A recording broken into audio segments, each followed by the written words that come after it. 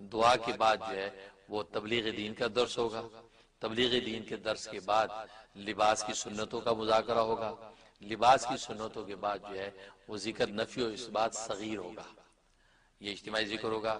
ذکر نفی و اثبات صغیر کے بعد جو ہے وہ گویا کہ ہمارے اجتماعی اعمال پورے ہو جائیں گے۔ انفرادی اعمال میں ہم ختم خواجگان چشت کا عمل کریں گے۔ اچھا آپ لوگ اپنے اپنے مقام پر اس عمل کو کریں گے تو ختم خواجگان چشت کر لیں گے تو انفرادی عمل بھی مکمل ہوا۔ اس کے بعد جو آرام یا قرآن، آرام کریں یا قرآن کی تلاوت کریں، قرآن اگر پڑھا ہوا نہیں ہے تو یا احد یا صمد یا حی یا قیوم کا ورد کرتے رہیں، لیکن وقت کو ضائع نہ کریں۔ اس طریقے سے انشاءاللہ یہ معمولات پورے ہوں گے۔ تو لہٰذا سب سے پہلا عمل جو اجتماعی یعنی استغفار کی تلاوت شروع کرتے ہیں۔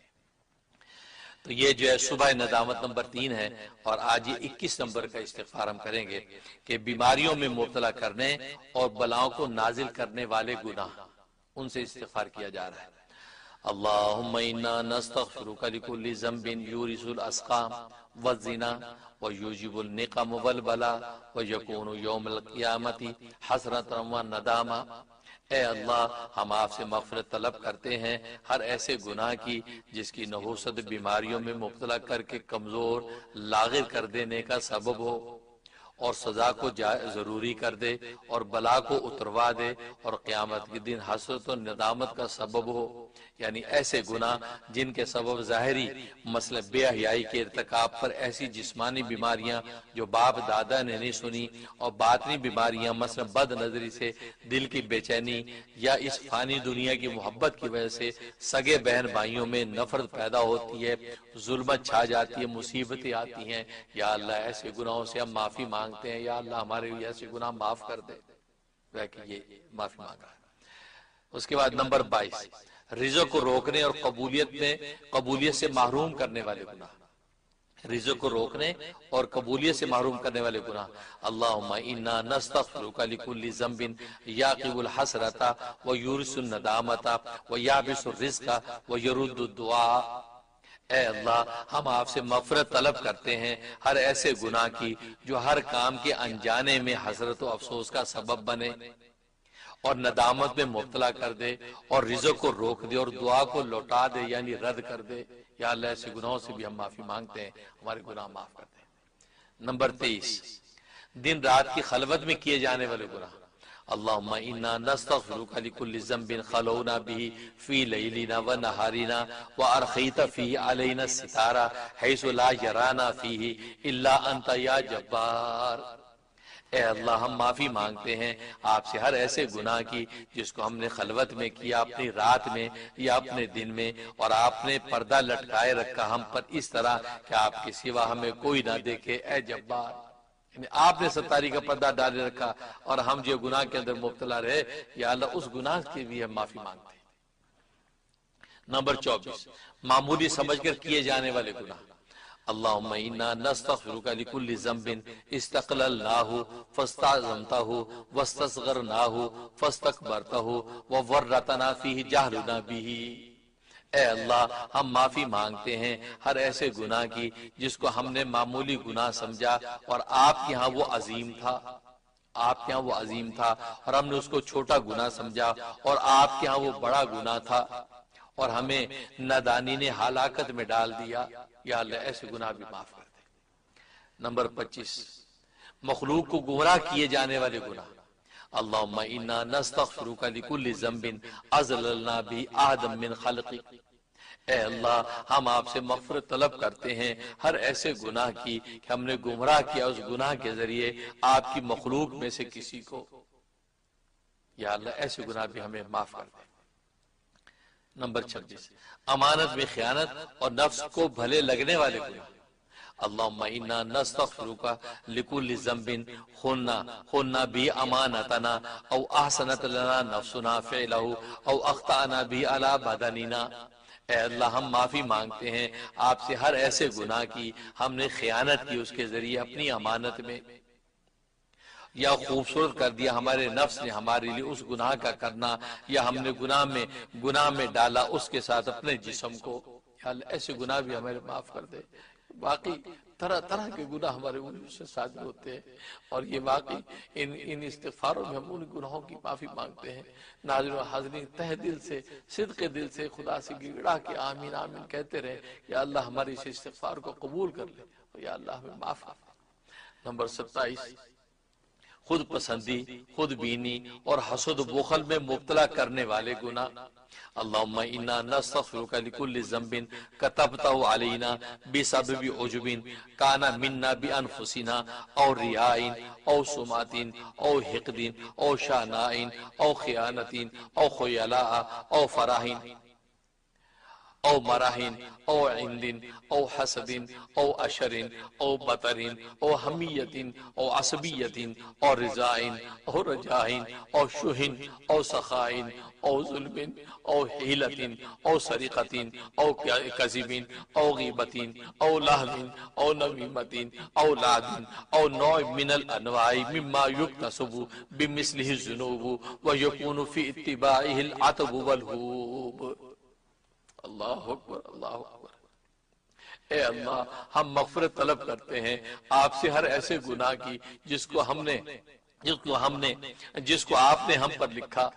اے اللہ، ہم مغفرت طلب کرتے ہیں آپ سے ہر ایسے گناہ کی جس کو آپ نے ہم پر لکھا بسبب خود پسندی، خود بینی کے جو ہمیں اپنے بارے میں تھی، یا ریا یا دکھلاوے یا کسی مسلمان کے ساتھ کینہ رکھنے یا کسی طرح کی خیانت کرنے یا تکبر کرنے یا اکڑنے یا اترانے کے یا حسد کرنے کی وجہ سے یا شر کی وجہ سے یا کسی کی خوشی یا کسی کی امید یا بخل کی وجہ سے، یعنی جہاں خرچ کرنا ضروری ہو یا بہتر وہاں خرچ نہ کیا جائے، یا بیجا سخاوت کر دی، جہاں کم ضرورت تھی وہاں زیادہ یا فضول خرچ کر دیا، یا کسی پر ظلم کیا، یا کسی کو کسی بہانے سے ستایا، یا کسی طرح بھی چوری کی، یعنی گاہکوں کو دھوکہ دینا، ناپ تول میں کمی کرنا، ملازمت کے اوقات میں وقت کی چوری کرنا، نماز میں رکوع سجدہ صحیح ادا نہ کرنا، یا دل کے حرام لذت کے ساتھ کسی حسین چہرے پر نظریں ڈالنا یا جمانا، یہ نگاہوں کی چوری ہے، یہ سب چوری میں داخل ہے۔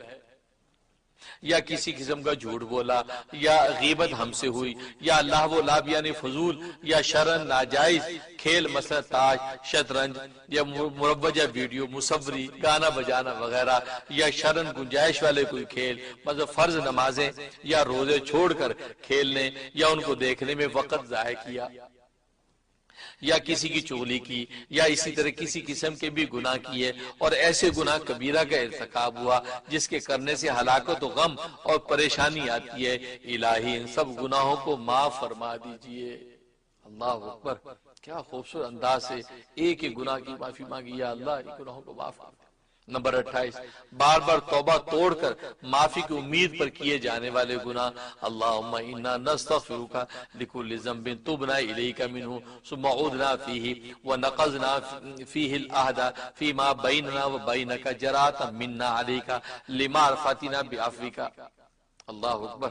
اے اللہ، ہم مغفرت طلب کرتے ہیں آپ سے ہر ایسے گناہ کی جس سے کہ ہم نے توبہ کی آپ کی طرف، پھر ہم دوبارہ لوٹے اس گناہ کی طرف، اور ہم نے وہ عہد توڑ دیا اس گناہ کے کرنے سے جو ہمارے اور آپ کے درمیان تھا، اور جرت کی ہم نے آپ پر محض اس وجہ سے کہ ہم آپ کی عفو یعنی معاف کرنے کو جانتے تھے کہ آپ بہت زیادہ معاف کرنے والے ہیں، یعنی آپ چونکہ بہت معاف کرنے والے ہیں، لہٰذا یہ سوچ کے کہ معاف تو کر ہی دے گا، لہٰذا ہم نے گناہ کر دیا، یا اللہ ہمیں معاف کر دے۔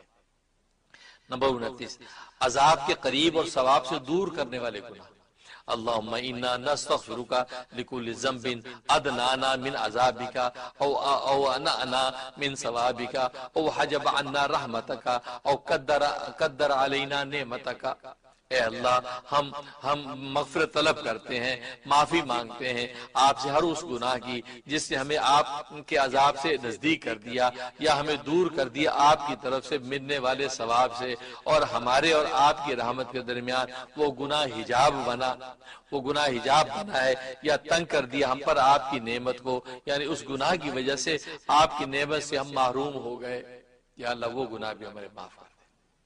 نمبر 30، ہاتھ پیر اور آنکھ کان سے کیے جانے والے گناہ۔ اللهم انا نستغفرك لكل ذنب خطونا اليه برجلنا او مددنا اليه يدنا او تعملنا ببصرنا او اصغينا اليه باذننا او نطقنا به بلساننا. اے اللہ ہم مغفرت طلب کرتے ہیں تمام ایسے گناہوں کی جس کی طرف ہم اپنے پاؤں سے چلے یا اس کی طرف ہم نے ہاتھ بڑھایا یا ہم نے اپنی آنکھوں سے تاڑا یا ہم نے اس کی طرف کان لگایا یا ہم نے اس گناہ کو زبان کے بول سے کیا ہو. یا اللہ ہمارے اعضاء کے ذریعے سے کیے گئے گناہوں کو معاف کر دے.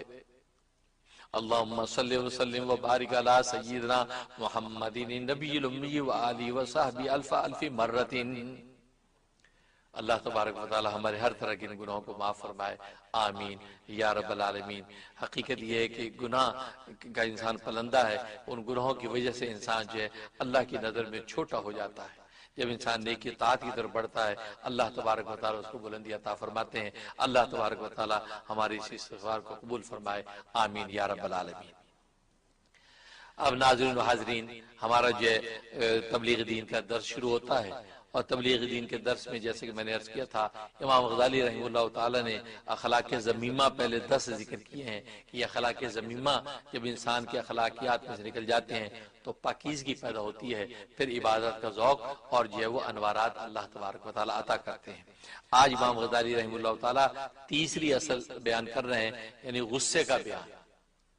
سب سے پہلے جو ہے وہ زیادہ کھانے کی حرص, اس کے بعد زیادہ بولنے کی حرص, اور اب تیسری اصل جو ہے غصے کا بیان. اور ظاہر ہے کہ غصہ جو ہے وہ انسان کی نیکیوں کے لیے اور انسان کی شخصیت کے لیے انتہائی مضر ہے, اس لیے اس ضرورت کو واضح کر رہے ہیں. فرمایا کہ غصہ آگ کا شعلہ ہے, اس کا زور توڑنا بھی ضروری ہے کیونکہ رسول مقبول صلی اللہ علیہ وسلم فرماتے ہیں کسی شخص کے پچھاڑنے سے آدمی پہلوان نہیں ہوتا بلکہ پہلوان وہ ہے جو غصے کے وقت اپنے نفس کو پچھاڑ دے. یاد رکھو جس طرح تلخ ایلوے سے میٹھا شہد بگڑ جاتا ہے اور اسی طرح غصے سے ایمان بگڑ جاتا ہے. غصہ بری بلا ہے, یہی مار پیٹ, گالی اور زبان درازی کھلے گناہ کراتا ہے اور اسی سے کینہ, حسد, بدگمانی, افشاء راز, حد کے عزت کے, عزم کے باطنی معصیتیں پیدا ہوتی ہیں. غصے کی وجہ سے مسلمان کو اپنے مسلمان بھائی کا خوش کرنا ناگوار گزرتا ہے, اس کا رنج و تکلیف میں رہنا پسند آتا ہے, اور ظاہر یہ سب تباہ کن معصیتیں ہیں. یہ باطنی چھپی ہوئی معصیتیں اندر انسان پکاتا رہتا ہے اور اللہ تبارک و تعالیٰ کے ہاں یہ تباہ کن گناہ ہے. اس کے بعد فرماتے ہیں کہ غصے کا علاج, اس کا علاج 2 طرح کرنا چاہیے. فرماتے ہیں کہ اول تو ریاضت و مجاہدے سے اس کو توڑنا چاہیے, مگر توڑنے سے مقصود یہ نہیں کہ غصے کا مادہ ہی نہ رہے, یہ مقصود نہیں. اس لیے کہ اگر مادہ ہی جاتا رہے تو کفار سے جنگ اور جہاد کیسے ہوگا, کیونکہ غصے کی بیس پر ہی اللہ کے نام کو سر بلند کرنے کے لیے, اللہ کے باغیوں کے ساتھ لڑنے کے لیے میدان جہاد میں اترتا ہے. اگر غصہ سرے سے ختم ہی ہو گیا تو جنگ اور جہاد کیسے ہوگا. اور فساق و فجار اور مبتدعین کی خلاف شرع باتوں پر ناگواری کس طرح ہوگی. جب غصہ ختم ہو گیا تو پھر خلاف شرع باتوں پر غصہ اور ناگواری کیسے ہوگی, جو کہ خود شریعت کا پورا ایک شعبہ ہے. ناجائز افعال دے کر غصہ آنا تو ضروری اور شرع کا عین مقصود ہے. لہذا غصے کے توڑنے اور ریاضت کرنے سے یہ مراد ہے کہ اس کو مہذب اور عقل و شرع کا تابعدار بنا دیا جائے, اور ایسا کر دیا جائے جیسے شکاری کتا ہوتا ہے کہ جب اس کا مالک اس کو بھگاتا تو بھاگتا ہے اور جب وہ کسی پر حملہ کراتا تو حملہ کرتا ہے, ورنہ چپ چاپ بیٹھا رہتا ہے. یہی حال غصے کی ہونی چاہیے. اگر شریعت حکم دے اور غصے کو بھڑکائے تو فوراً بھڑک اٹھے اور اپنا کام کرے, ورنہ چپ رہے اور بے حس و حرکت پڑا رہے. تو گویا کہ یہ کتے کی طرح بے حس و حرکت جیسے وہ پڑا رہتا ہے, مالک کے اشارے پر کودتا ہے, بالکل اسی طریقے سے غصہ بھی آپ کا جو ہے یہ مہذب ہونا چاہیے. اس کے بعد فرماتے ہیں کہ غصے کو مہذب اور مسخر بنانے کی ترکیب, غصے کو ایسا مہذب بنانے کی تدبیریں یہ ہیں کہ نفس کی باغ روکو, نفس کی لگام کو کھینچو, حلم و برداشت کی عادت ڈالو. جب کوئی غصہ پیدا کرنے والا واقعہ پیش آئے تو نفس پر جبر کرو اور غصے کو بھڑکنے نہ دو. پر یہی وہ ریاضت ہے جس سے غصہ مطیع و فرم و بردار بن جائے گا. نمبر 2, غصے کے جوش کے وقت ضبط سے کام لو اور اس کو پی جاؤ، اور اس کا ایک علاج علمی ہے اور ایک عملی ہے غصہ پینے کا۔ علمی علاج تو یہ ہے کہ غصے کے وقت سوچو کہ غصہ کیوں آتا ہے۔ ظاہر ہے کہ اس کا سبب حکم خداوندی میں دخیل ہونا ہے اور دست اندازی کرنا ہے، کیونکہ غصہ کرنے والے کا مطلب یہ ہے کہ یہ کام میری مرضی کے موافق کیوں نہیں ہوا، میری مرضی کے موافق کیوں نہیں ہوا، اور ارادہ خداوندی کے موافق کیوں ہو گیا، کیونکہ کوئی بھی کام جب ہوا یا آپ کی مرضی کے مطابق ہوگا یا اللہ کی مرضی کے مطابق ہوگا۔ اب یہ غصہ کرنے والا گویا کہ یہ اعتراض کرتا ہے کہ میری مرضی کے مطابق کام کیوں نہیں ہوا، اللہ کی مرضی کے مطابق کیوں ہو گیا، تو گویا کہ اللہ کے ارادے پر اعتراض کرتا ہے۔ اب تم ہی بتاؤ کہ یہ حماقت ہے یا نہیں؟ لہٰذا یہ احمقانہ تصور ہے کہ اللہ کے بارے میں بات کر رہا ہے۔ کیا حق تعالیٰ کے ارادے کو اپنے ارادے اور منشا کے تابع بنانا چاہتا ہے؟ یاد رکھو خدا کے حکم کے بغیر ذرہ بھی نہیں ہل سکتا، پھر تم اس میں دخل دینے والے اور اس کو ناگوار سمجھنے والے کون ہو؟ اس لیے بتایا کہ ارادہ خداوندی میں دخل ہے، اس لیے علمی طور پہ سوچو کہ بھئی یہ تو بہت بڑا اعتراض اللہ پہ میں کر رہا ہوں، میں بھی اپنے غصے کو سنبھالوں کیونکہ ارادہ الہی پر اعتراض ہو رہا ہے۔ دوسرے اس بات کا خیال کرو کہ میرا اس شخص پر کیا حق ہے، خدا کا مجھ پر کیا حق ہے، پھر خدا کا تمہارے ساتھ کیا معاملہ ہے اور تم اس شخص کے ساتھ کیا معاملہ کرنا چاہتے ہو۔ اللہ کا مجھ پر اتنا بڑا حق ہے اور میں جو صبح شام اللہ کی نافرمانیاں کرتا ہوں، اللہ نے پھر بھی مجھ پہ ہاتھ نہیں ڈالا، مجھے چھوڑے رکھا، اور اس بندے پر تو میرا کوئی حق ہے ہی نہیں، تو پھر میری حالت یہ ہے کہ میں بھڑک جاؤں؟ تو لہٰذا صبر کرے، اگر اللہ میاں مجھ پر اس طرح بھڑکنے لگے تو مجھے صفحے سے مٹا دے۔ جب اللہ میرے بارے میں تحمل کرتا ہے، باوجود میری گناہ نافرمانی کو مجھے چلنے دیتا، دو وقت کی روٹی اور کھانا پانی دیتا ہے، تو پھر اس بندے پر تو میرا کچھ بھی حق نہیں ہے۔ اگر اس نے غلطی کر دی تو کوئی بات نہیں، اللہ کی ارادہ سائے ظاہر ہو گیا، میرا ارادہ ٹوٹ گیا، کوئی بات نہیں، تحمل کرے۔ اور دوسرا فرمایا کہ عملی علاج یہ ہے کہ جب غصہ آئے تو اعوذ باللہ من الشیطان الرجیم پڑھ کر جب وہ اس غصے کو دفع کرے اور شیطان کے شر سے پناہ مانگے تو اثر ظاہر ہو جائے گا، اور نیز اپنی حالت بدل دے، یعنی اگر کھڑا ہے تو بیٹھ جائے، بیٹھا تو لیٹ جائے، اور تو اگر اس طرح بھی غصہ ٹھنڈا نہ ہو تو پھر وضو کر لے، اپنے رخسار کو زمین سے لگائے یہ تاکہ تکبر ٹوٹے۔ تو گویا کہ حالت جب بدل دیتا ہے تو رخسار عزت کی جگہ ہے، عزت کے مقام کو جب زمین پہ لگاتے تو ذلت کثر نفسی اختیار کرتا ہے تو غصہ ٹوٹ جاتا ہے، کیونکہ حدیث میں آیا ہے اللہ کے نزدیک سب سے بہتر گھونٹ جو مسلمان پیتا ہے فرمایا کہ وہ غصے کا گھونٹ ہے۔ جناب رسول مقبول صلی اللہ علیہ وسلم فرماتے ہیں جس مسلمان کو اپنی بیوی بچوں یا ایسے لوگوں پر غصہ ہے جن پر اپنا غصہ جاری کر سکتا ہے اور سزا دے سکتا ہے اور وہ اس کو ضبط کر جائے اور تحمل سے کام لے لے تو اللہ تبارک و تعالی اس کے قلب کو امن اور ایمان سے لبریز فرما دیتا ہے۔ بیوی بچوں پہ غصہ، بچوں سے زیادہ بیوی پہ انسان کو غصہ آتا ہے، تو لہٰذا بیوی پہ غصے کو انسان اگر صبر کر جائے تو اللہ تبارک و تعالی امن اور ایمان سے دل کو بھر دیتا ہے، ایمان کی دولت سے اور مٹھاس عطا فرما دیتے ہیں۔ اللہ سے دعا ہے کہ اللہ تبارک و تعالی یہ غصے کا جو خلق ذمیمہ ہے اس سے جو بچنے کی توفیق عطا فرمائے۔ ہاں جائز اور جو معقول جگہوں پہ غصہ آنا یہ انسانیت کے خلاف نہیں ہے، لیکن جا بجا بلا وجہ غصہ آنا یہ درندگی ہے۔ اللہ تبارک و تعالی ہمارے اخلاق ذمیمہ کے اندر سے غصے کو نکال دے اور ہمیں حسن اخلاق سے منور فرما دے، آمین یا رب العالمین۔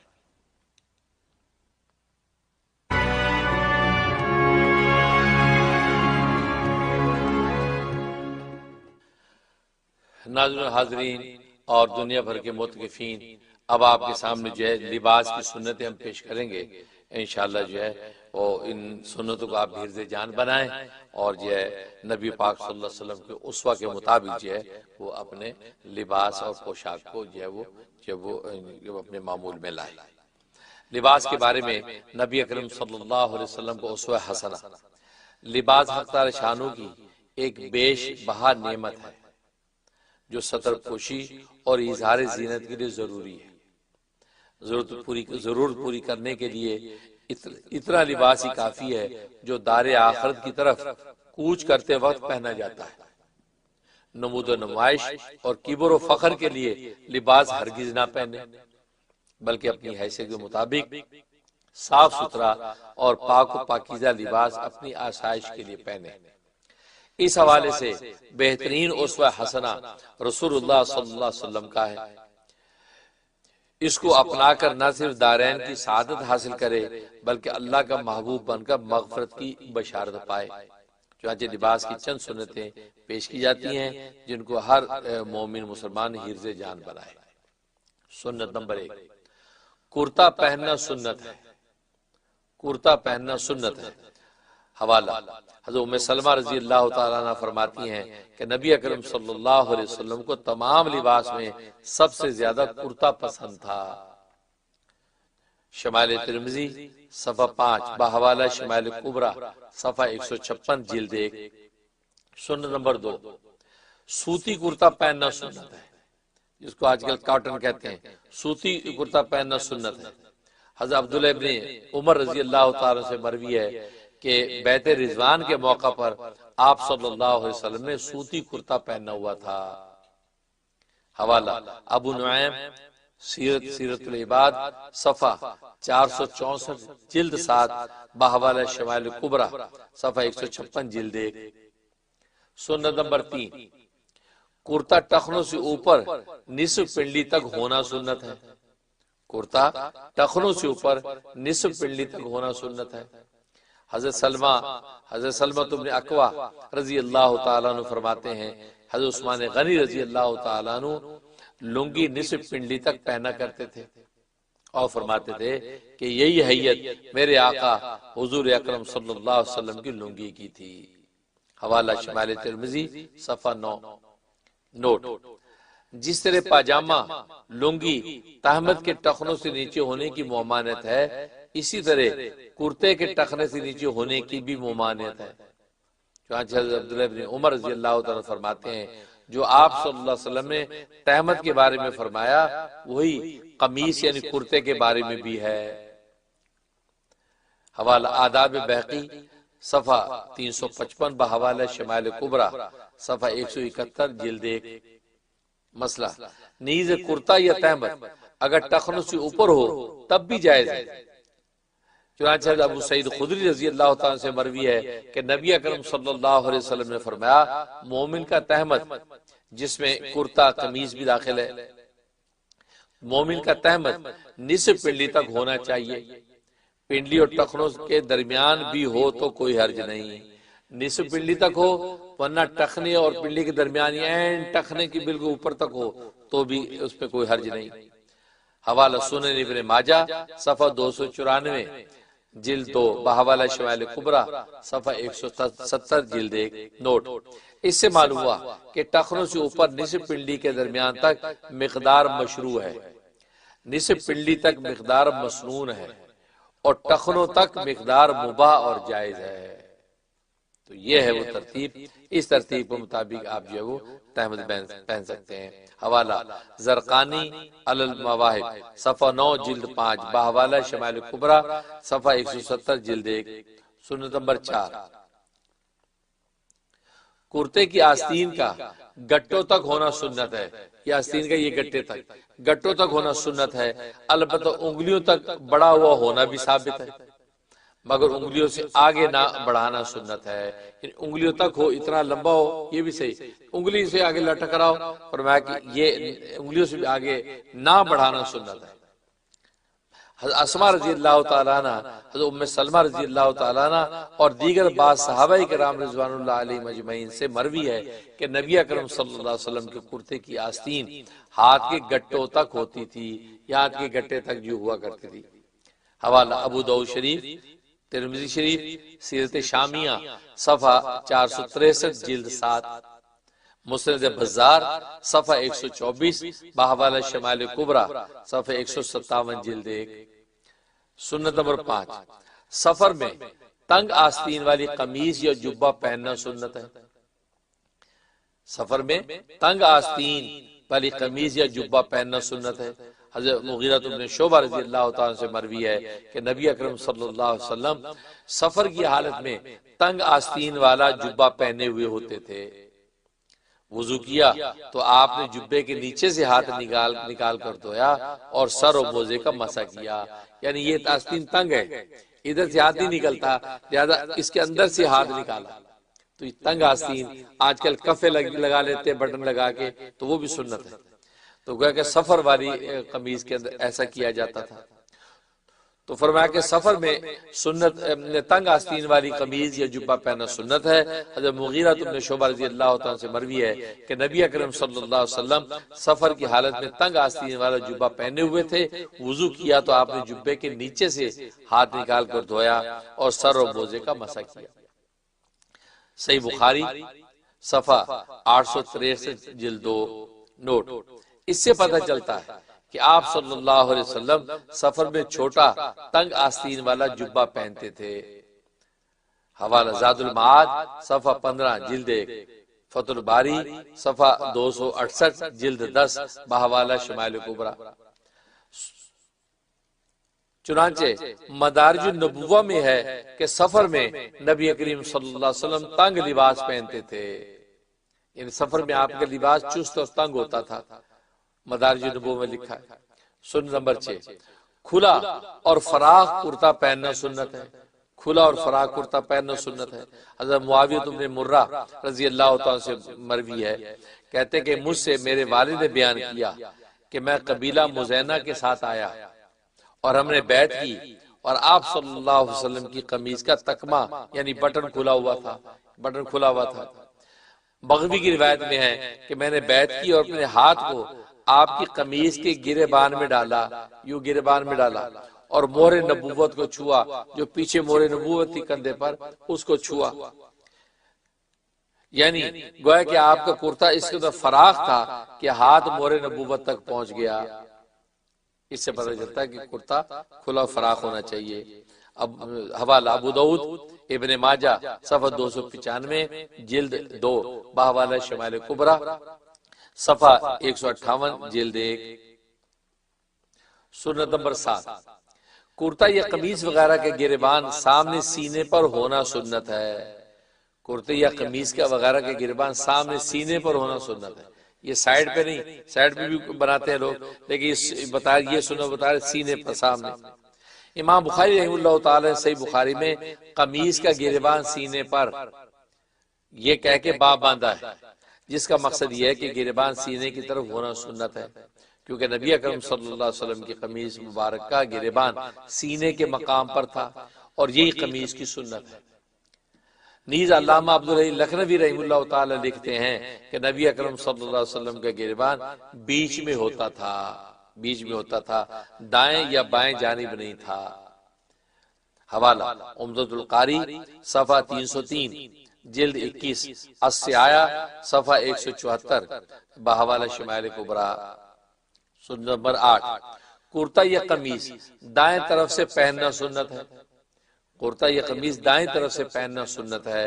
حضرت ابو ہریرہ رضی اللہ تعالیٰ سے مروی ہے کہ نبی اکرم صلی اللہ علیہ وسلم جب کرتا زیب تن فرماتے تو دائیں طرف کو پہلے پہنتے، تو اس کی دائیں طرف کو آپ پہلے پہنتے۔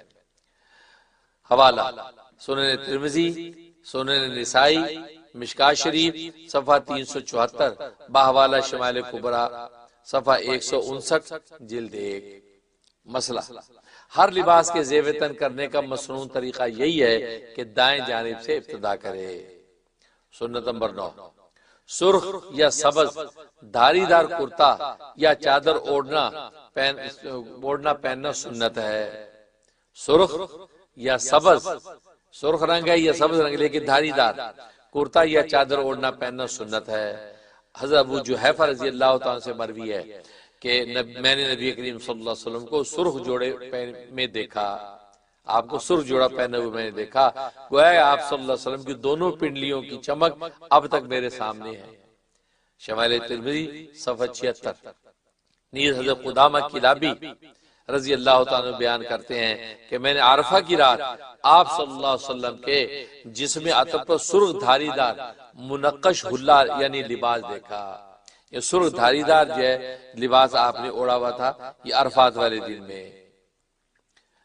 سنت نمبر 10،